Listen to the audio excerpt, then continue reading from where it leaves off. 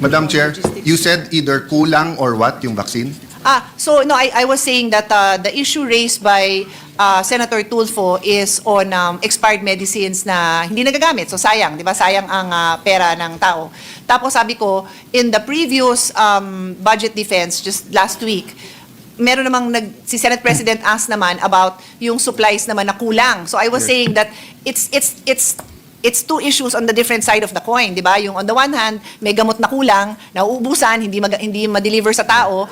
On the other hand, there are other medicines na sobra-sobra at nasasayang And ang that is pera. the answer of the DOH.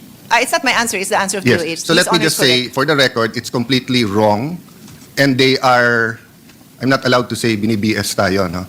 Because you talk to all the mayors, and I'm married to a mayor, they're either late, kulang, or malapit na mag-expire. All around the world, ang flu vaccine, lalo sa matatanda, ay binibigay ng March at April.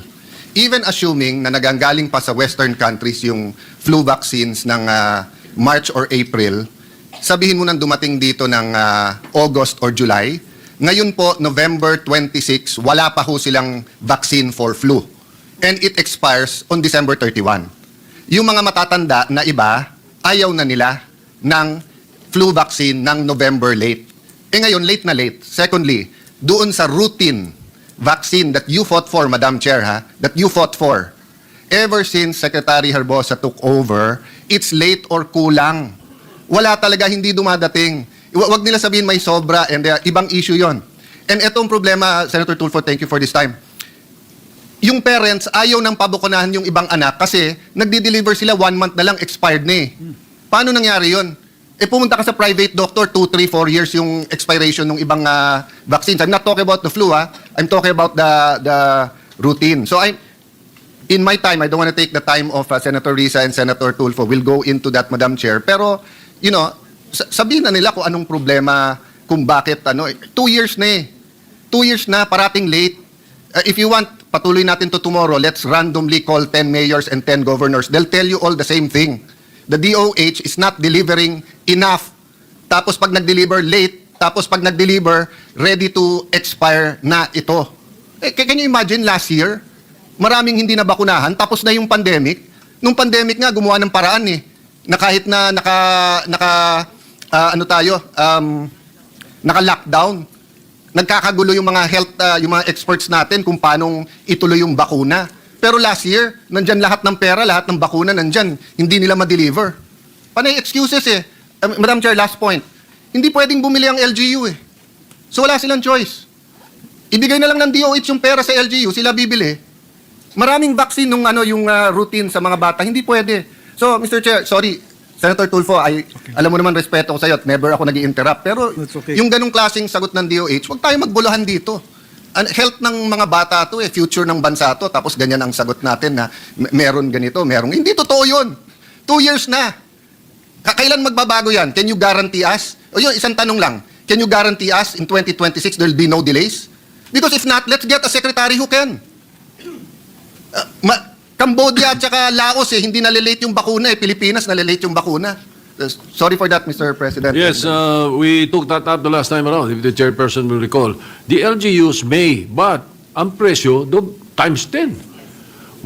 Kung 10 pesos ang bili ng DOH, pag LGU ang bumili, Mr. President, nagiging 150 pesos or 100 pesos. Mr. President, hindi lahat po I just called yung city health namin. There are certain vaccines they're not allowed to buy kasi DOH lang ang pwede. Yeah, anyway, doon man sa pwede, mas mahal, kaya hindi sila pwede. Okay, can I give a quick response, no? Mr. President. So, Mr. President, the Secretary admits that they've had a major procurement problem. In fact, he has fired their procurement officer. As to whether they can handle it better next year, I don't know yet if there's an answer because the Secretary admits that given the billions of pesos involved here, there is so much competition among the bidders. And this representation recognizes that that is an issue, but that this representation also recognizes that if there's a will, there's a way. Because if Cambodia and Laos, if we do our job well, hindi dapat... Madam Chair, just as a follow-up. Let me complete my sentence. These bidders should be the ones following our rules and not dictating. Because of the delay, then we are now putting... I am one with His Honor that we are putting our children's lives at risk. Yes. Sorry to interrupt, Madam Chair, but you're talking about bidders. Hindi ba ang ginawa ng DOH, dinaan sa UNICEF? Di ba ang procurement nyo ng vaccines ng routine, dinaan nyo sa UNICEF?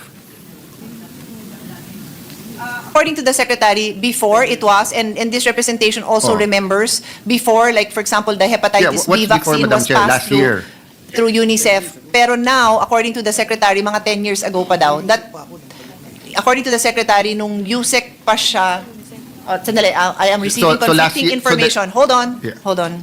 Di ba? Dinaan nyo na sa UNICEF.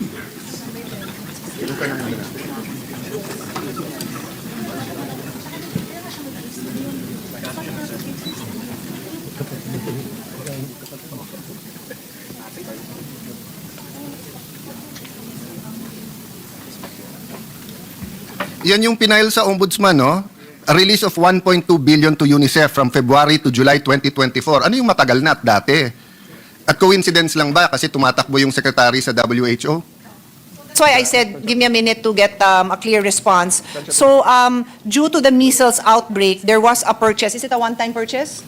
There was a one-time purchase through UNICEF because of the measles outbreak. But aside from that, they do not purchase from UNICEF. So, Okay. His Honor is correct. There No, was a purchase. Yeah, so the point is kasi, hindi dapat magkaroon ng problema sa bidders eh. 'Di ba? Ang passport, 3 years nagka-problema sa Aquino administration. 1.5 years, 1 year nagka-problema before my time sa DFA. Noong time ko, 9 months kaming ginugulpe. Then we solved it. O sa LTO, 3 administrasyon, umupo si Vince Dizon. In 3 months, na-solve niya. Plaka ng kotse. Di ba, Senator JV, Senator SP, I think, di ba, nung term mo rin yun nung daming problema sa LTO di ba, yung plaka tsaka yung even lisensya. Na-solve lahat Di ba? So, I mean, eto, immunization sa mga bata, you don't know how to slap people around. May mga siraulong bidder dyan, naloloko-lokohin yung bidder, di pakulong nyo. You cannot, sorry Senator Tulfo, usually ako malamig ulo, ikaw mainit ulo, pero you cannot guarantee, I'm not talking to you, my dear ate, I'm talking to the DOH family and the secretary. Natin si Senator Tulfo sa podium. If the secretary cannot guarantee us that in next year there'll be no delays, of course, yung delays that are not foreseen, di ba? Kung may bagyo or nagsara ang mga port at hindi ma-deliver. But yung delays that happened the last 2 years, he has no business being secretary. Imagine, Mr. President, nandito tayo ngayon, 7 p.m., nakikinig tayo, nakailan beses na ang DOH. Hindi nyo magagaranti na bakuna lang, hindi on time. 30% of our kids are endangered of stunting. Ilan sa kanila ang endangered dahil nga sa kahirapan dito sa mga sakit na i-prevent ng bakuna. Ang dami natin pinag-uusapan dito, budget nyo, laki-laki, tapos yung on time lang yung bakuna. O ibigay nyo lang sa Senate. Yung pera, kami na magbibid. Kami na magdi-deliver.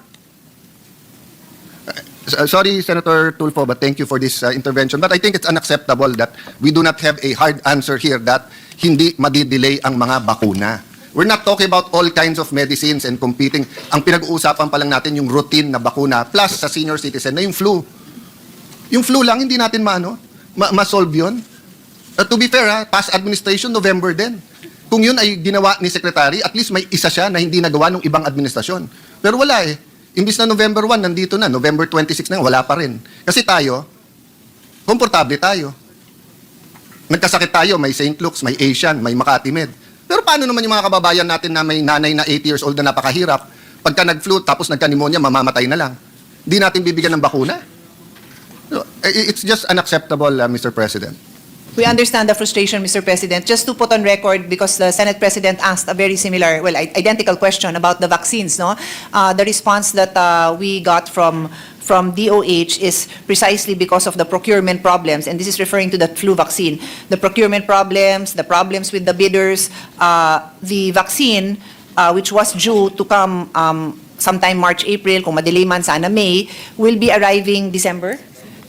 So what they did was the December vaccine is now has that formulation for the next year's variants of viruses that are normally, well, that are predicted to happen next year. But I hope Senator Alan heard that because that response was for him. Thank you, Mr. President.